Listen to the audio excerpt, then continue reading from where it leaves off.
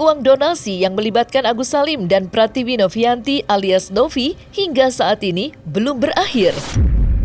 Ia alih-alih menemukan titik terang, polemik uang donasi tersebut justru semakin menjadi blunder dan menimbulkan kontroversi baru dengan adanya somasi hingga pelaporan polisi terhadap pihak lain.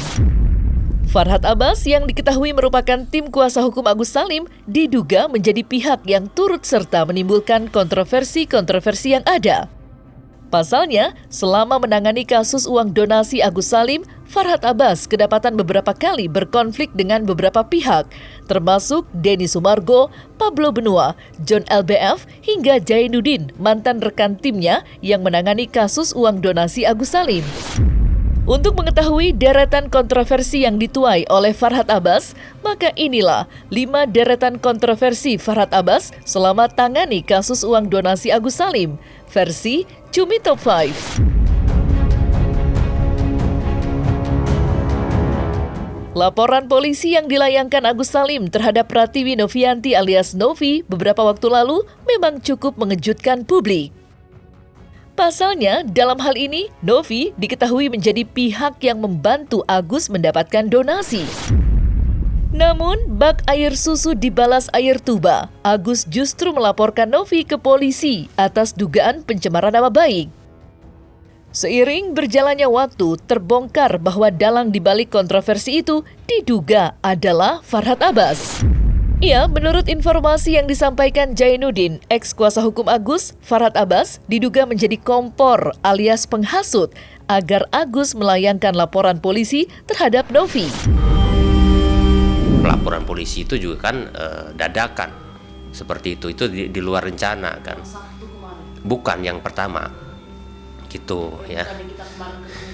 Bukan, jadi yang pertama itu terkait pencemaran nama baik itu juga kan dadakan gitu loh. Karena awalnya kita datang ke sana itu hanya untuk menginvestigasi ataupun interview terhadap Agus dan keluarga dan menandatangani kuasa. Namun langsung diboyong ke Polda untuk membuat laporan ya dari jam 3 sampai setengah 10 kalau nggak salah ya. Karena memang tidak ada persiapan ya, dan blundernya setelah bikin laporan baru buat somasi. Jadi saya nggak bisa berdebat lagi, kecuali uang masih di kita, bolehlah kalian negatif sama kita. Nah, harusnya kan negatifnya sama yang punya, yang menguasai barang gitu. Kenapa diambil? Padahal kalian tidak punya legal standing maupun kapasitas untuk menguasai uang itu.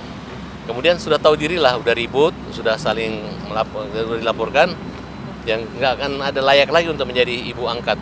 Dan tidak usah lagi pura-pura baik-baik, kami akan memperhatikan, kami baik sama Agus nanti begini, itu menurut saya itu hanya kamuflase aja dan merupakan produk pencitraan, mau terkesan baik seolah-olah kita yang jahat, mereka yang tidak baik. Padahal sebenarnya dampak daripada semua ini adalah Agus yang tidak hanya buta mata tapi sakit batinnya, sakit rohaninya, sakit fisikis, yang mana makin dihajar. Kita harusnya datangi Agus, lindungi dia, tutupin aibnya.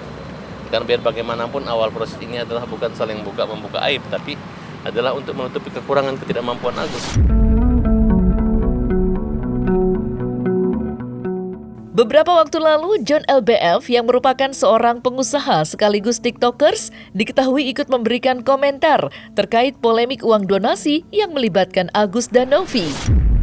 Ia dalam media sosialnya, John tampak memberikan saran agar Agus mencabut laporan polisinya terhadap Novi dan fokus pada pengobatan matanya saja. Namun, di sisi lain, Farhad Abbas, tim kuasa hukum Agus, merasa tersindir atas himbauan yang diberikan oleh John dan memberikan John sindiran balik. Saya marah pada siapapun oknum yang nyuruh Agus bikin LP. Ini otaknya di mana? Terus terang saya ngomong. Ini orang dalam kondisi dia sudah tidak bisa melihat dunia. Dia sedang dalam proses pemulihan kesehatan. Lagi nyari dokter yang bisa nyembuhkan, mulihin penglihatannya lagi. Saya kemarin sudah posting. Saya akan kasih uang 240 juta untuk Agus. Ya, ini untuk Agus nih. Kalau Agus bersedia mencabut LP-nya 7 hari ke depan, terhitung dari kemarin. Kenapa saya kasih waktu? Ya, harus, biar cepat. biar dia bisa fokus kepada pemulihan kesehatannya. Ini panggilan hati saya benar-benar tulus. Saya tadinya nggak mau komen apa-apa, gue nggak suka pansos sama orang, nggak, saya udah terkenal kok.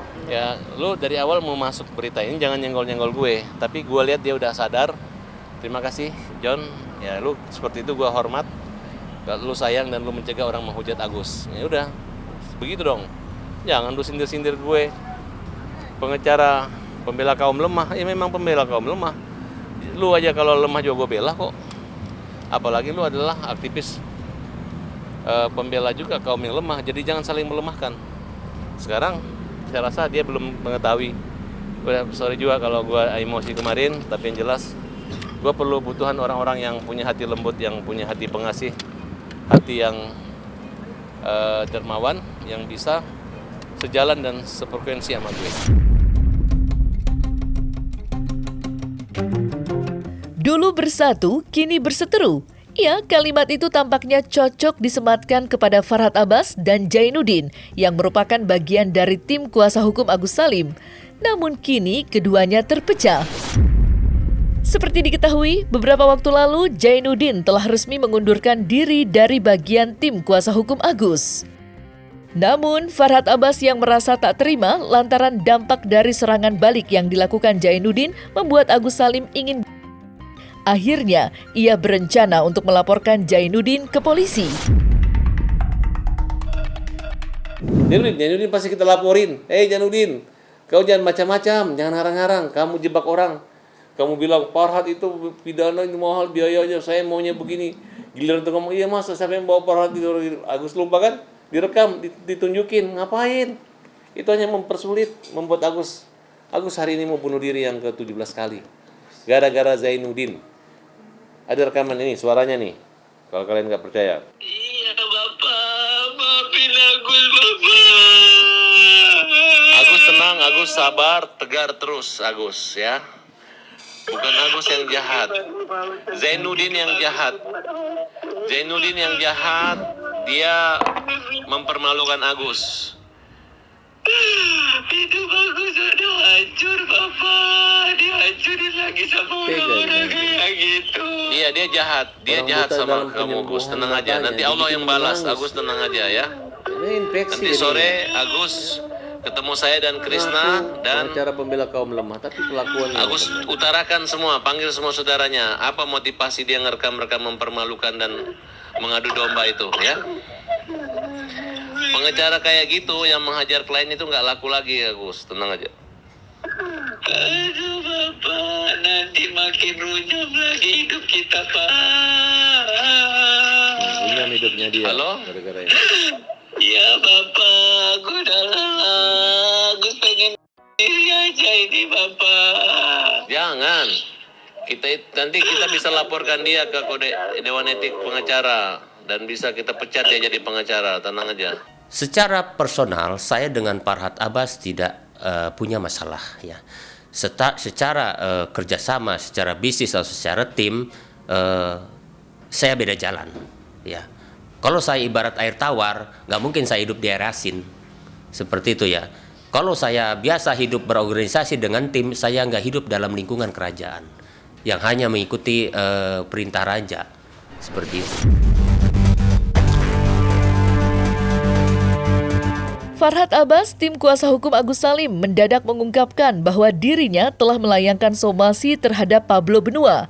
Seperti diketahui, Pablo Benua adalah seorang pengacara yang beberapa waktu lalu turut memberikan komentarnya terkait polemik uang donasi yang melibatkan Agus dan Novi. Farhad Abbas yang diduga tidak terima dengan pandangan Pablo Benua akhirnya secara terbuka melayangkan somasi terhadap Pablo Benua. Di sisi lain, Pablo Benua pun tampak memberikan pesan tegas untuk Farhad Abbas yang dinilai membuat polemik uang donasi semakin melebar kemana-mana. PB. PB, kamu udah saya somasi sekarang. 2 kali, gue laporin lo. Saya kerja membela kaum lemah. Kamu ganggu-ganggu lagi, baru kamu hina-hina saya. Gak ada urusan sama kamu. Ya, capek saya nih. Udah saya bantu jadi lawyer, dia bilang gara-gara saya dia masuk penjara. Enggak ada. Saya ketemu dia sore, pagi jam 9 di sini. Ke Polda jam 10. Sampai Polda diperiksa, sore tersangka, ditangkap maghrib. Tahu kenapa? Karena mereka sembunyikan barang bukti tukar handphone di warung kopi tiam di situ. Polisi anggap tidak kooperatif. Nah, karena tidak kooperatif, dikhawatirkan melarikan diri, mengulangi, menyembunyikan barang bukti, ditangkap. Saya tanya Pak Polisi, mungkin malu gua masa ditahan? Ya begitu orangnya, ya bingung kita. Ditangkaplah supirnya, ngaku disuruh, itu memperberat. Ditangkaplah tantenya, tetangganya. Oh, ada Farhat telepon tadi, sembunyi barang bukti. Padahal kan saya nggak mikir sejauh itu. Mikir tolong ada ini, ada uang, ada senjata, mungkin ada izinnya. Saya sempat dipanggil. Makanya saya nggak pernah muncul lagi di sidang itu. Karena mereka terlalu kriminal saat itu. Gitu. Dan hampir kita kena. Jadi tersangka gara-gara dituduh menyembunyikan barang bukti daripada orang itu. Padahal niat kita bagus. Di situ ini saya bongkar deh. Makanya hati-hati. Dia nggak pernah bayar. Makan kita traktir, minjem uang, ya, minjem uang kok. Terus apa lagi? Nggak gunting kuku, nggak rapi gitu, nggak ada uang ke salon waktu itu.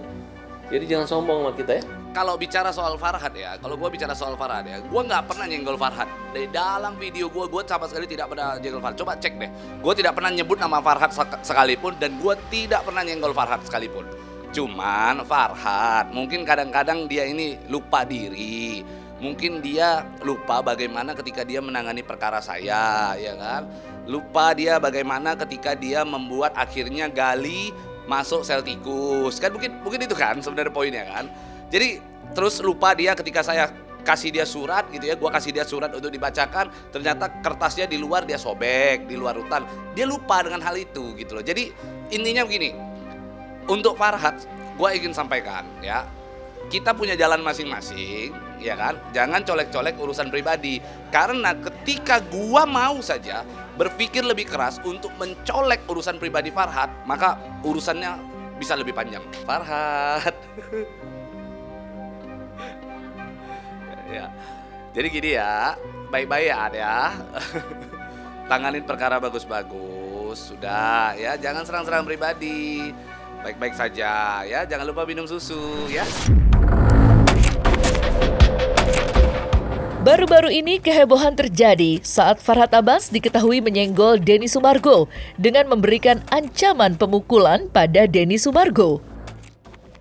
Di sisi lain, Denny Sumargo yang gentle ingin menjawab tantangan Farhat Abbas diketahui langsung mendatangi rumah Farhat Abbas dan meminta penjelasan atas pernyataannya. Tak hanya itu, Denny Sumargo pun memberikan pesan tegas untuk Farhat Abbas yang dinilai justru semakin memperkeruh polemik uang donasi Agus dan Novi, serta menekankan Farhat Abbas agar tidak membawa-bawa namanya dalam persoalan pribadi. Perilaku orang ini memang suka ngomong anjing ya. Coba aja berani terang-terangan ngomong sama saya ya. Berani dia menghina saya ya. Denny, lu ngomong kasar, gua hajar lu kalau berani ngomong sama saya ya. Kamu siapa? Saya nggak takut. Kamu lah yang membuat ulah ini sampai ini terjadi seperti ini. Kamu terlalu membela Novi ya. Terlalu membela Novi. Saya nggak usah membalas dengan kotor. Yang kotor itu yang ngomong kotor. Lihat perilakunya dia. Kalau saya pengacara, saya dokter. Kalau yang ngomong tai itu yang kotor. Kalau Farhat Abbas dokter ya. Oke? Katanya lu mau ajar gua. Dan sudah klarifikasi. Klarifikasi bagaimana? Saya dulu mau sini bos. Bagaimana klarifikasinya? Sini bos. Ya Allah. Gimana? Saya ingin saya rekam ya. Kan kau bilang kau mau hajar saya. Jadi saya datang nih. Saya pengen lihat kau hajar saya mau gimana. Karena saya tidak akan balas. Saya juga tidak akan tuntut.